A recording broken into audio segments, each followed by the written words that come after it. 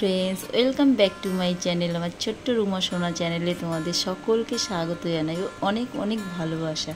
আশা করি তোমরা সকলেই ভালো আছো, আর আমিও খুব খুব ভালো আছি। আর তোমাদের সাথে নিয়েই ব্লগটা স্টার্ট করছি। আশা করি আজকের ব্লগটা তোমাদের ভালোই লাগবে। আর দেখো, শুকনো কসবাইট নিয়ে চলে এসেছি একদম ওয়াল পরিষ্কার করতে।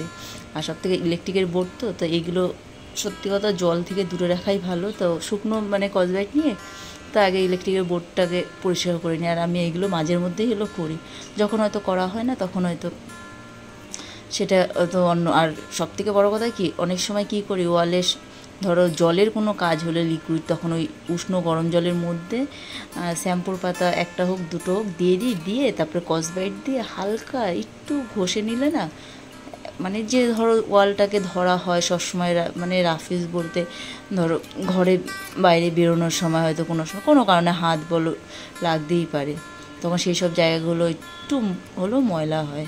তো ওইগুলো একটু যদি উষ্ণ গরম জলে পরিষ্কার করা হয়, হ্যাঁ ইলেকট্রিকের থেকে দূরে সবসময় থাকা উচিত। হয়তো অনেক সময় ইলেকট্রিক এলেন তখন ওই সব জায়গাগুলো না মোছাটাই ভালো।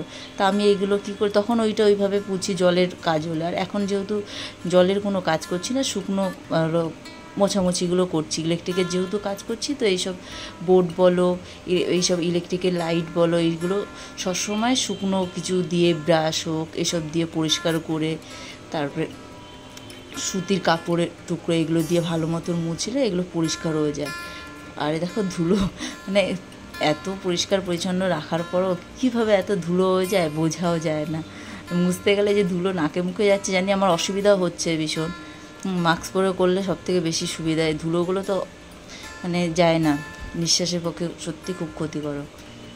তাই এগুলো তো ভালো মতন দেখো কত সুন্দর পরিষ্কার হয়ে গেলো। তো এগুলো সবসময় ইলেকট্রিকের জিনিস, শুকনো জিনিস দিয়ে পরিষ্কার করাটাই এগুলো বেটার। আর জলের কাজ করলে তখন লাইন অফ করে সাইডের চারিদিক দিয়ে তখন সেইগুলো পরিষ্কার করি। তো এইগুলো সমস্ত কিছু পরিষ্কার করে জায়গাটায় রেখে দিয়ে তারপরে ওয়ালগুলো হালকা করে, যে বললাম গুঁড়ি গুঁড়ি মাকড়সা বলো এগুলো বোঝা যায় না, কিন্তু কাছে গেলে তখন বোঝা যায় যে মাকড়সার ঝুল করে রয়েছে। তো এইসব শুকনো দিয়ে ভালো মতন ওয়ালটাকেও পরিষ্কার করে দিচ্ছি। আর এই যে দরজার বিশেষ করে মাকড়সাগুলো না কোথায় কর্নার বলো, দরজার কর্নারে, তারপরে ওয়ালের কর্নারে, এইসব জায়গাগুলো বেশি ঝুল করে।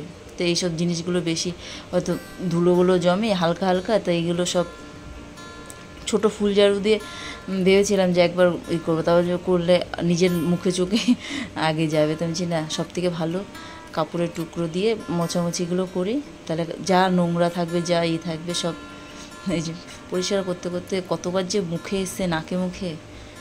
তো ওর জন্যে ভীষণ অসুবিধা হয় ভীষণ। তা আমারও ভুল হয়েছে, মাস্ক পরে যদি পরিষ্কারটা করতাম অতটা অসুবিধা হতো না।